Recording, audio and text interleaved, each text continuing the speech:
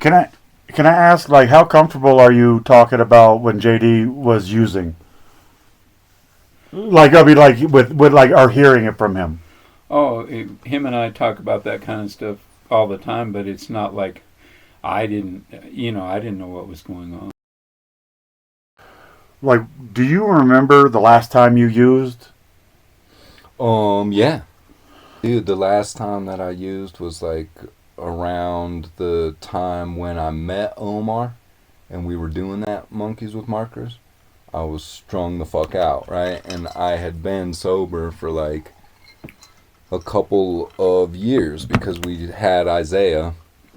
So I was trying to clean up my act, but then I fell off again and got back on heroin. But I was doing oxycontins and oxymorphine and fucking fentanyl and like just all like the hardcore prescription forms of heroin, you know what I mean? So like I hadn't done black tar in a long ass time.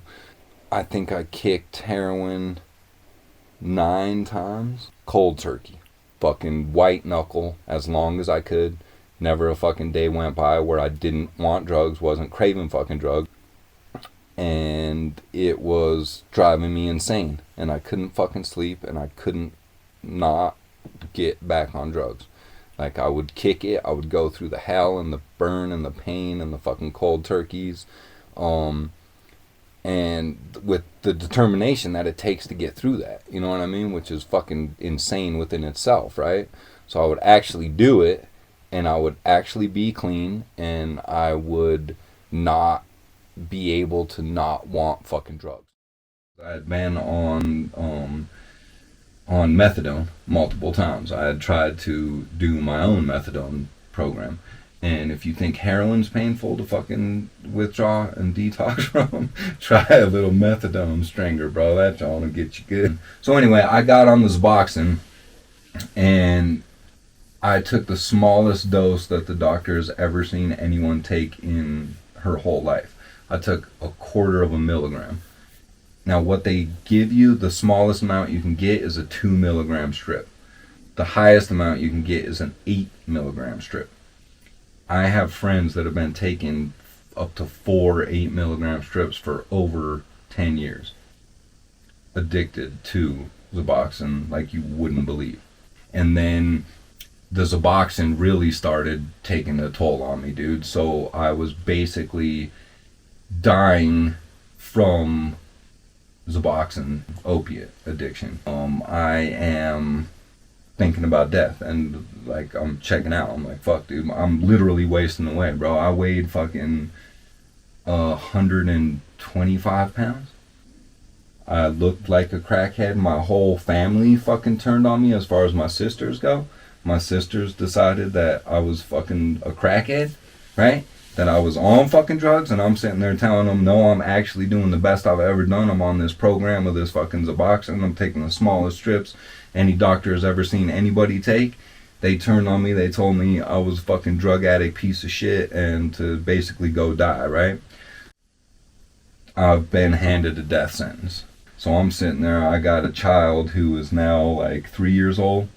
The doctors have told me I'm dying, right? So at the point when the Suboxone started turning on me, and due to the opiate fucking addiction that I had for years and years and years, my flora and my stomach was already getting fucked up. So then I went to the doctor and tried to figure out what was going on with me. They told me I had Crohn's disease. They said it was eating my muscle mass and I was going to die because I didn't have insurance and I couldn't afford to get the treatment that I needed. The doctor told me if I got off of the Suboxone cold turkey that I would die. She said what we needed to do was put me on another fucking drug that would fix Crohn's disease, right? But it was a crazy fucking drug and like it had these side effects and all this shit. And basically I was trusting these fuckers in white smocks. God bless them, they saved me in one sense, right? But they were also trying to kill me in another sense. They were trying to keep me on this shit. I told her that, fuck that. I'm not getting on more shit. You're gonna fucking kill me with the shit you already got me on. I'm gonna quit. She told me that there was no way that in her professional opinion she could sign off on that kind of activity and that my chances of survival were fucking slim, right? So I said, fuck it. I went down to Theodora where my brother was living, bro. I fucking got myself a couple 12 packs of beer, fucking crawled off into those plum trees in his backyard. All my brother did was bring me kombucha. I sat under those plum trees, ate nothing but plums, drank nothing but beer, and drank nothing but kombucha. Kombucha, beer, and plums under my brother's plum grove, dude. I lived under there. His sons would come out to see if I was still alive, bro. I was under there, bro, going through hell, bro. Talk about the meanest detox I've ever been through, man. Made methadone look like child's play, made the heroin look like nothing, bro. I would have kicked that shit 7 times over, bro. That burning off of your fat cells and all that shit that you deal with, man, oh, dude, it was the meanest shit I've ever been through, bro, in my fucking life, bro. Next thing I knew, I woke up out of under there, bro. I'm alive. I'm still there. I can't fucking believe it, dude. I was already, like, making videos to my son, who I thought was gonna die. I got him in some fucking camcorder somewhere, you know what I mean? I thought I was done. I thought I was leaving my kid with nothing, you know what I mean? Made it out of there under those. My brother, one of the first things he said when he saw me, he said, "Dead man walking." I came out of there, man, straight up, dude. But my brother was soldier on that, dude. He was just rolling with his brother, who was basically 1 foot in the grave, dude. And I made it through that, like, by the mercies of God. Like, he let me stick around to see my son get to the age that he's at now, dude, and actually be off of fucking drugs, dude. And I don't have that, like, white knuckle groove dug in my synapse. My brain actually is capable of being like, go for a walk, go get a load of wood, go talk to your dad, go say hi to your brother, you know what I mean? Go hug your wife, go spend time with your son. There's actually other fucking options. I never knew them shits was in there, man.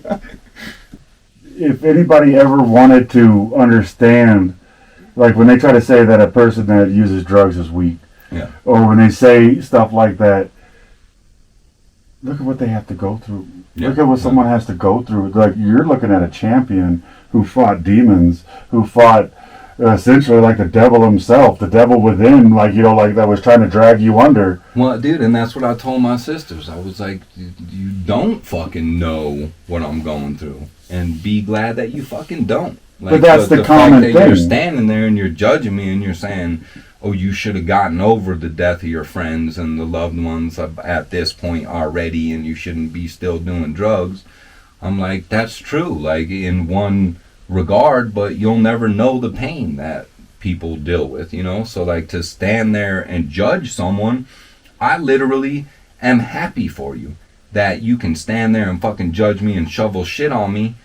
I really am, because I don't wish this on anyone. I'm glad that you don't know what it is to be strung out. You know what I mean? I'm glad you don't know what it is to have an addiction like this. You know what I mean? Like, and I literally told him, I'm like, but the fact that you're coming down on me for it, like, it's just we're way apart. You know what I mean? Like, we don't see things the same way. And I told him, I'm like, and I'm also appreciative for that too. Because I can go into jail and I can teach this program with these fucking inmates, and they're all ex-heroin addicts and drug addicts and fucking dealing with this thing. But I can talk to them. Like, you can't go in there and talk to them. You don't got no, you know what I mean, understanding of what this is. Like, this is the struggle. Like, God bless that you're not in it, but I'm the fucking face of it. You know? Like, and that shit's hard, dude. It's hard, though. Like, because people don't see it. They don't get it. But that was my whole thing. Like, even from the beginning, bro. It was like, that's what the Book of the Beloved Deceased was about, bro. It's like, these were kids that were killed. These were kids that overdosed. They were young fucking men, you know what I mean? And they were like that underbelly of fucking society or something, you know what I mean? Like that hush-hush shit. We don't talk about it. Like, oh, it was a tragedy. It was an untimely death, you know what I mean? I'm like, nah, this is the pain of society. Some people see it and some people deal with it and some people get numb to it and some people survive it. But some people, they can't fucking take it. You know what I mean? They burn out on it. they see it. They see the hardships, and they almost like become burden barriers, bro. Almost like the modern day sin eaters. You know what I mean? Like it, and I fucking love drug addicts, bro. Like I know that there's some fucking terrible ones, just like there's terrible fucking sober people. You know what I mean? But I know that the amount of people that I've met, I guarantee anybody that's claiming sobriety or thinks everybody around them is sober, they're completely, misconstrued. That song, bro, by Outkast, bro, you know what I mean? She on it, we on it, they on it, she tried it, they scared, we scared, they scared to talk about it. You know, it's like rehab too crowded. You know, it's messed up. It's big money, dude. It's money. And there's money in that shit. So